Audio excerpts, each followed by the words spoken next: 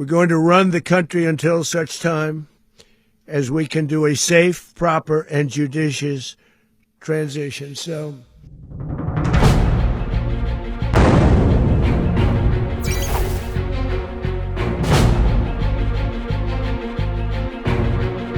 जो Donald Trump चुनावी रैलियों में कसम खाकर आए थे कि नो मोर वॉर, जो नोबेल शांति पुरस्कार के सपने संजो रहे थे, उन्होंने आज दुनिया को 21वीं सदी में उपनिवेशवाद की झलक दिखा दी है। उन्होंने ऐलान कर दिया है we are going to run the country, यानी वेनेजुएला को अब हम चलाएंगे, अमेरिका चलाएगा।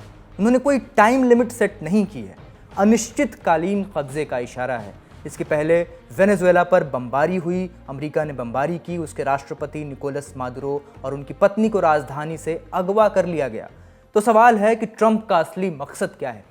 क्या ये ड्रग्स के खिलाफ लड़ाई है या नज़र वेनेजुएला के ब्लैक गोल्ड पर है, उसके तेल भंडार पर है? ट्रंप ने तो अब ये भी साफ कह दिया है अमेरिकी कंपनियां वहां जाएंगी, इंफ्रास्ट्रक्चर ठीक करेंगी और पैसा बनाएंगी। तो क्या किसी संप्रभु देश के मुखिया को अगवा करना और देश को टेक ओवर कर लेना अंतर्राष्ट्रीय कानून में जायज़ है? और चीन, जिसका सबसे ज़्यादा पैसा वहाँ लगा है, अब क्या करेगा? आज के शो में ट्रंप के इस नए वर्ल्ड ऑर्डर की पड़ताल करेंगे। नमस्ते, मेरा नाम है अंकुर और आप देख रहे हैं ललन टॉप का अंतर्राष्ट्रीय प्रसंगों से जुड़ा रोज़ाना का कार्यक्रम दुनियादारी।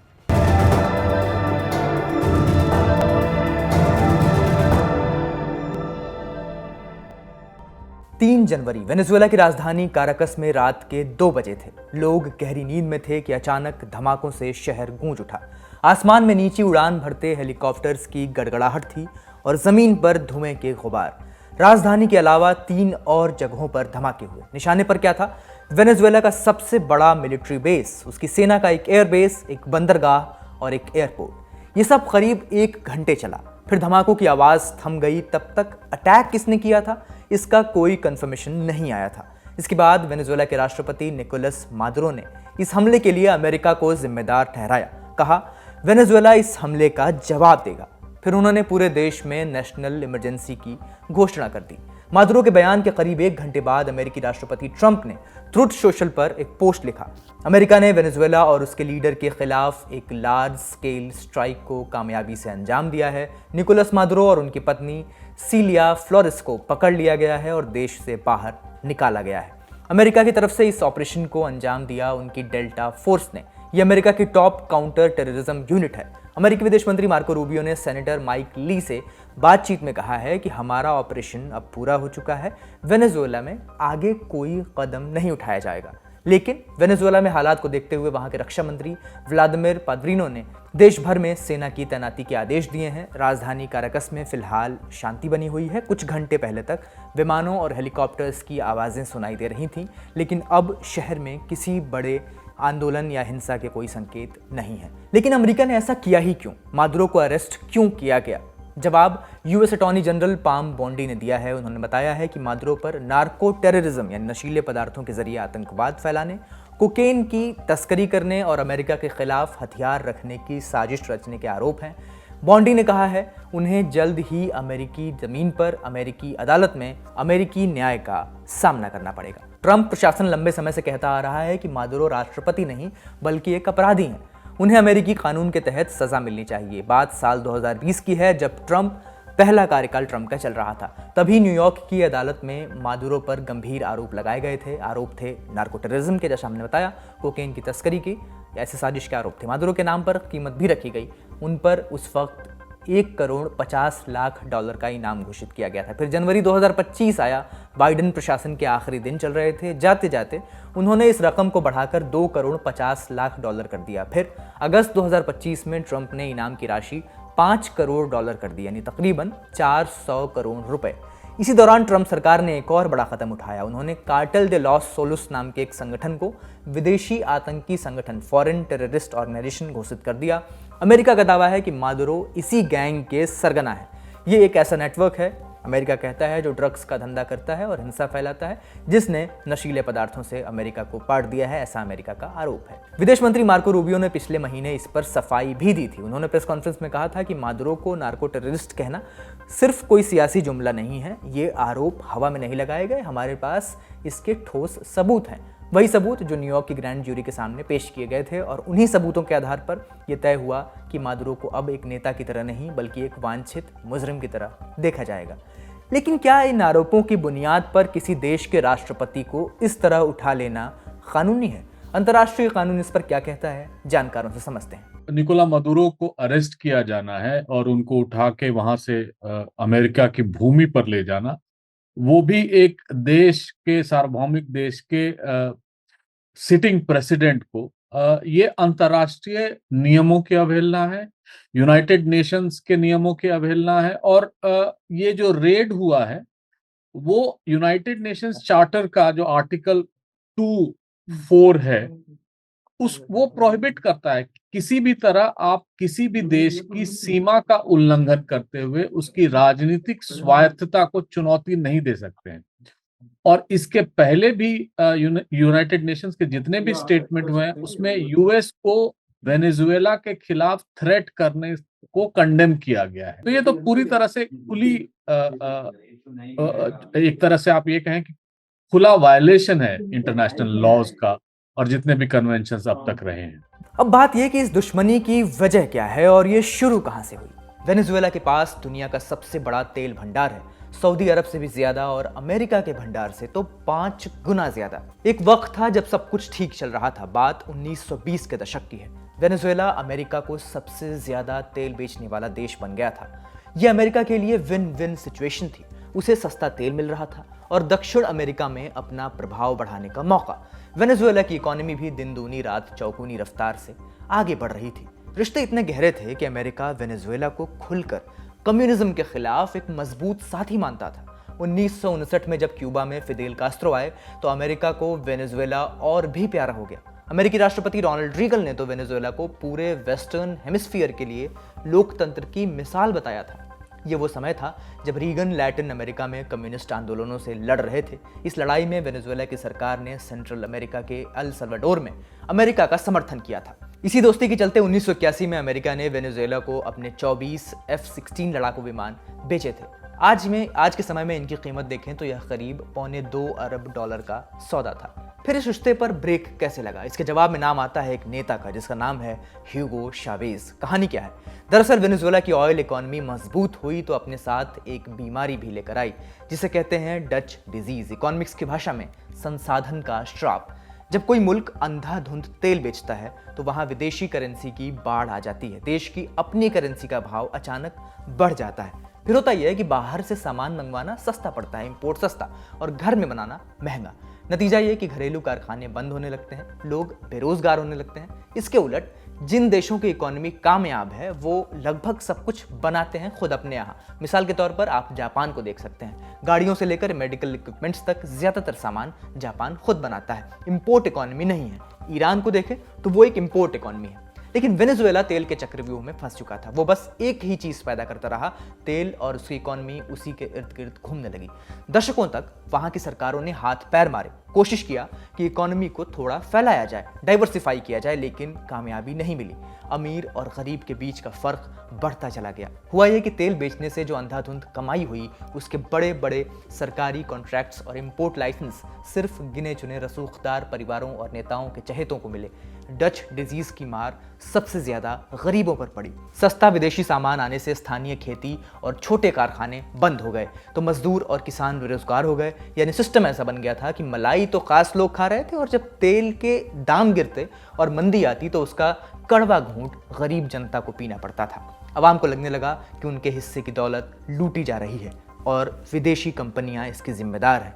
जनता को एक मसीहा की तलाश थी और फिर 1990 के दशक में वो चेहरा सामने आया, एक फौजी जिसके सिर पर लाल रंग की टोपी थी, ह्यूगो शावेज। शावेज ने 1992 में तख्ता पलट की कोशिश की थी और जेल भी गए थे, लेकिन बाहर आकर उन्होंने जनता के दिलों में जगह बना ली। 1998 में वो चुनाव जीत गए। शावेज की नज़र में अमेरिका एक साम्राज्यवादी मुल्क था, ऐसा मुल्क जो दूसरों को दबाना चाहता है, उन पर कब्जा जमाना चाहता है। यहीं से अमेरिका के साथ उनकी खटपट शुरू हो गई। साल 2002 की बात है। ये साल एक टर्निंग पॉइंट है। शावेज का तख्ता पलट करने की कोशिश हुई इस बरस।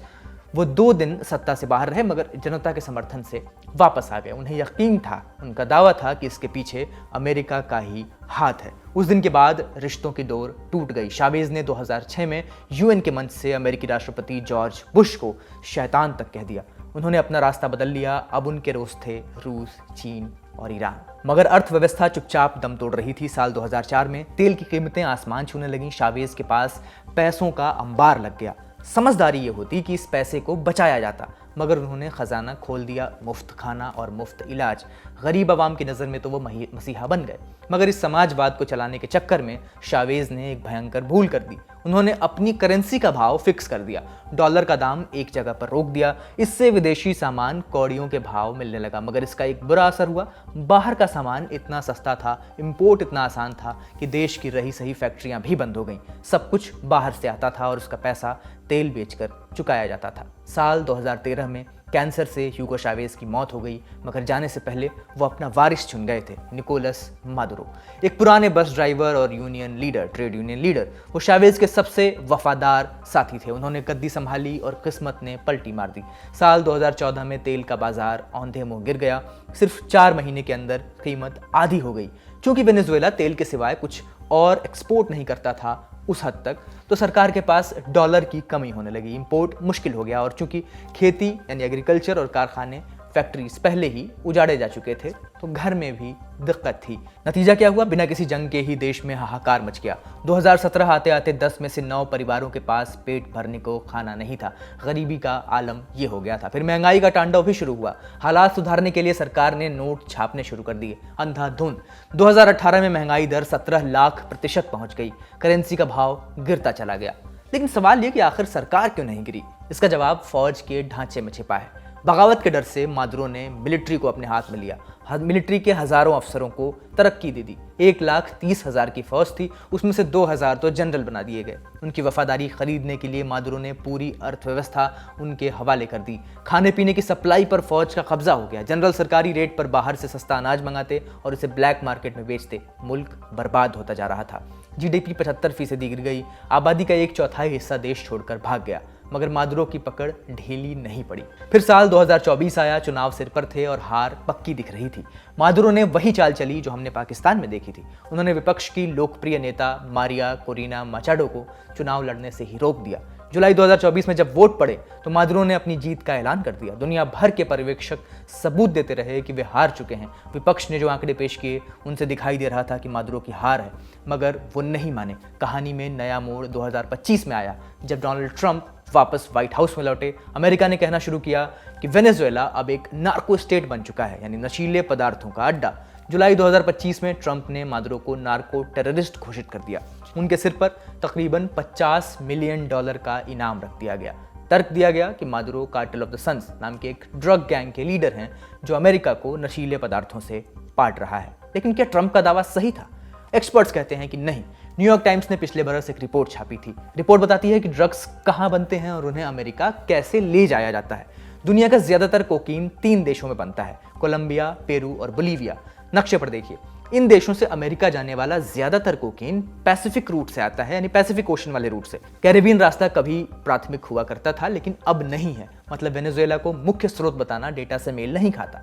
ऐसा ही मामला फेंटनिल का भी है, जो ज्यादातर मैक्सिको में बनता है और जमीनी रास्ते से वेनेजुएला तक पहुंचता है। इसके बावजूद यही तर्क देकर 2025 के आखिर तक अमेरिकी फौज ने तस्करी के शक में वेनेजुएला की नावों को उड़ाना शुरू किया। दर्जनों लोग मारे गए। ट्रंप ने CIA को खुफिया ऑपरेशन चलाने की इजाज़त दे दी।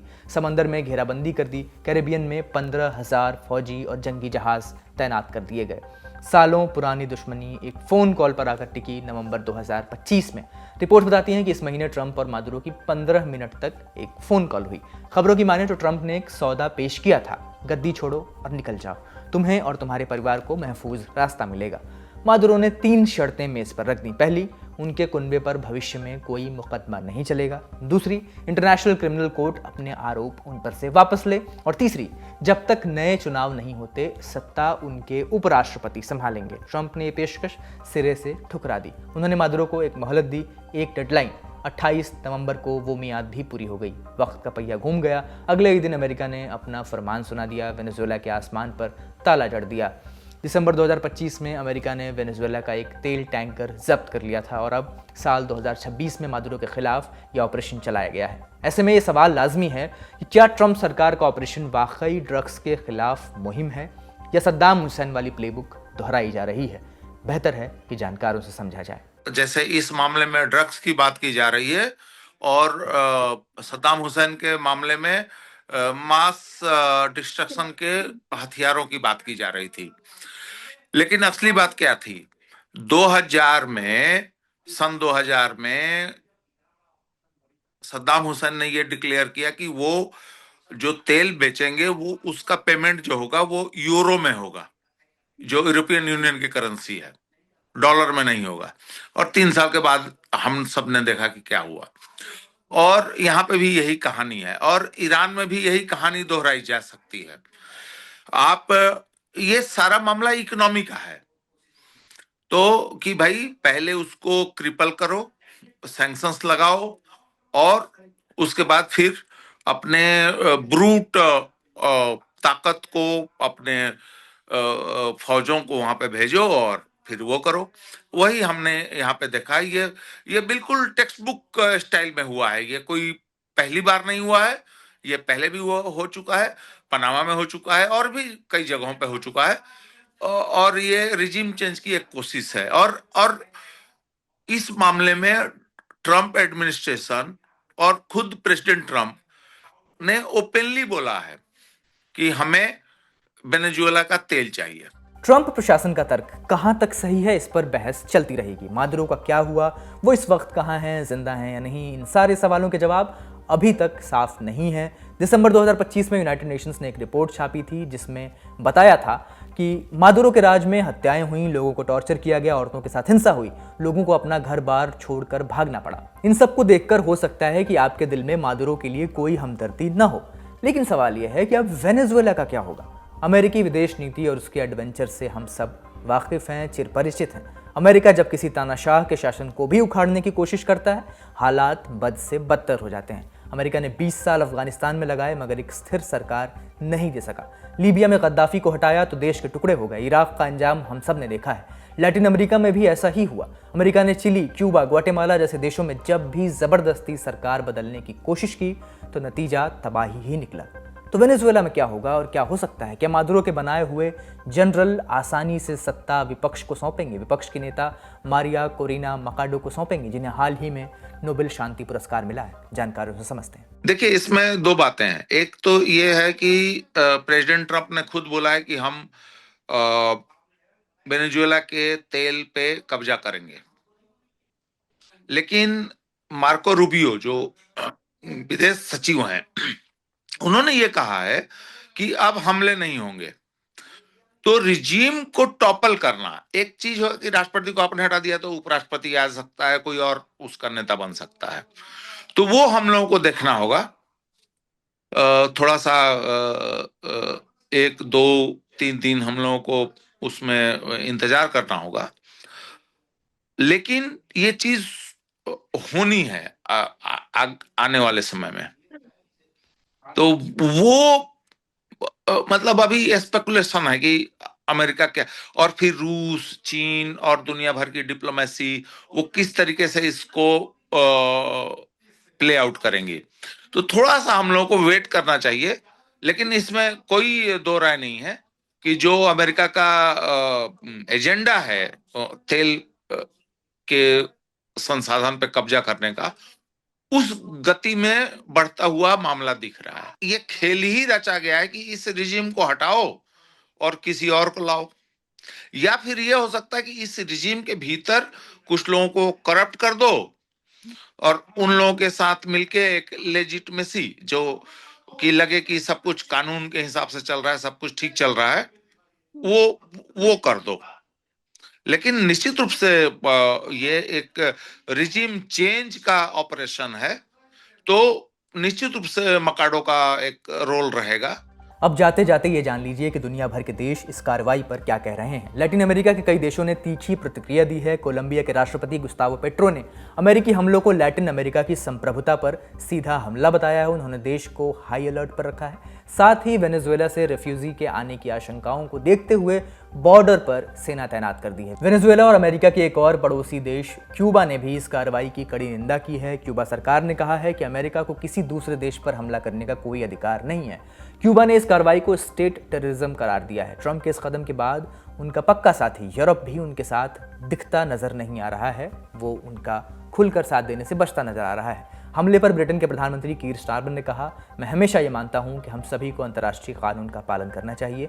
उन्होंने ये भी साफ किया कि वेनेजुएला पर हुए इस हमले में ब्रिटेन की किसी भी तरह की कोई भूमिका नहीं रही है।